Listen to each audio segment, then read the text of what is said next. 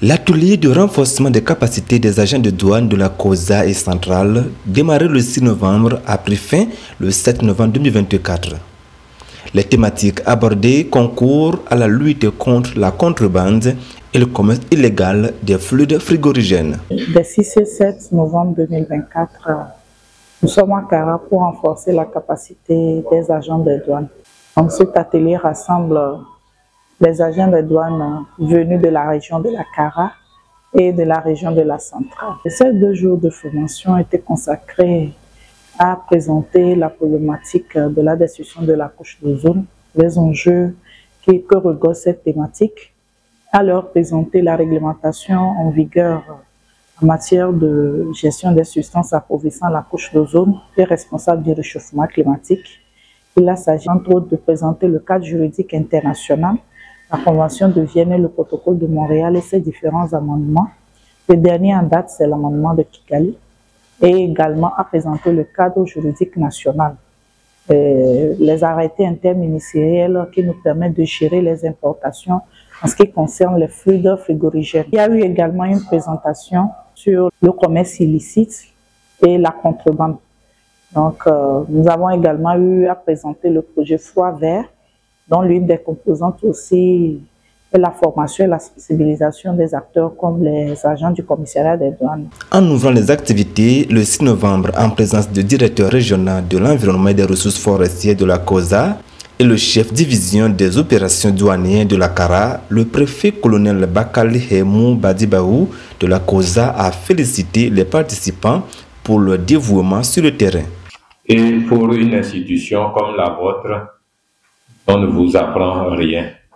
Vous êtes tellement bien organisé que vos structures chargées de l'application des réglementations est assez outillée et constamment remise en cause ou remise à jour pour accompagner cette politique-là dans notre pays.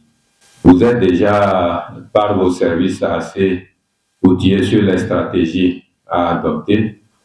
Ben, c'est votre travail pratique sur le terrain qui contribuera à redynamiser le contrôle et renforcer la lutte contre ces produits réfrigérants nocifs dans notre pays. Nous restons confiants qu'au terme de cette rencontre, les objectifs poursuivis seront atteints et mieux appliqués sur le terrain afin de renforcer la capacité des agents de douane chargés du contrôle de la protection de l'environnement dans le cadre de la lutte contre les changements climatiques.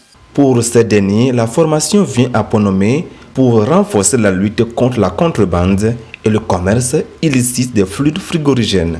Nous avons retenu que la couche d'ozone est menacée par les réfrigérants, certains réfrigérants, et donc nous avons étudié la problématique de la couche d'ozone, le réchauffement climatique, les types de réfrigérants et comment contrôler ces réfrigérants, notamment par rapport à leur commerce et comment combattre le commerce illicite et la contrebande de ces réfrigérants, tout en passant par aussi les instruments juridiques internationaux comme nationaux qui réglementent l'importation et l'exportation de ces réfrigérants. Nous avons eu l'occasion de présenter cette substance dans son ensemble. On a vu au niveau du Code des douanes nationales, la loi de 2018, ce que nous appliquons.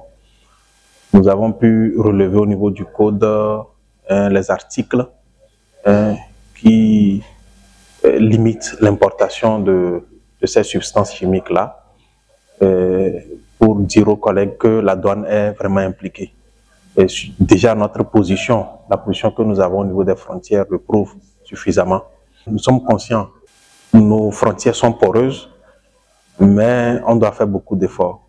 Donc, comme moyen d'introduction de ces substances-là, nous avons la contrebande.